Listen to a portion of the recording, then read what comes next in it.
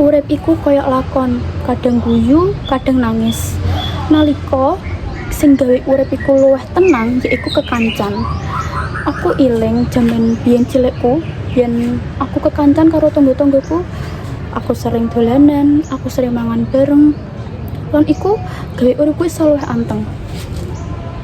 Tapi aku biyen kalau iku yen koncone iku cuman gawe dolanan biasa wae. Ayo dolanan, aku siap iki. Wah, aku melu ya. Tapi ojo curang. Hehehe, iya. Tapi nek kalah tuku es ya. Ning waktu terus mlaku. Aku saya gede, urip ora mung bab dolanan.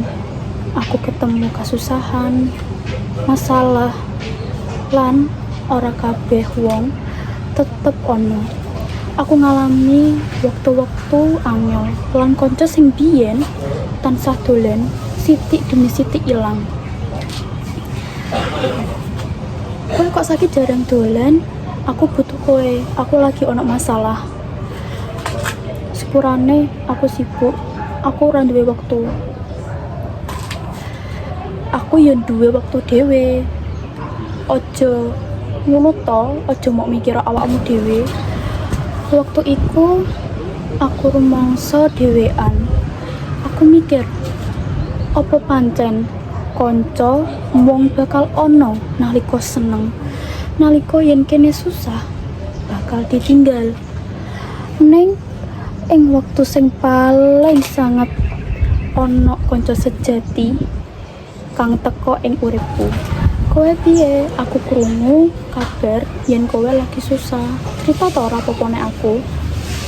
Ora apa-apa yen kowe cerita ning aku. Aku duwe waktu gawe kowe. Aku waktu gawe ngrungokne aku e. Kanca sejati ora mung kanca nalika seneng. Nanging kanca sing tetep ana nalika aku ringgih, nalika aku duwe masalah, nalika aku kecewa karo keadaanku dhewe.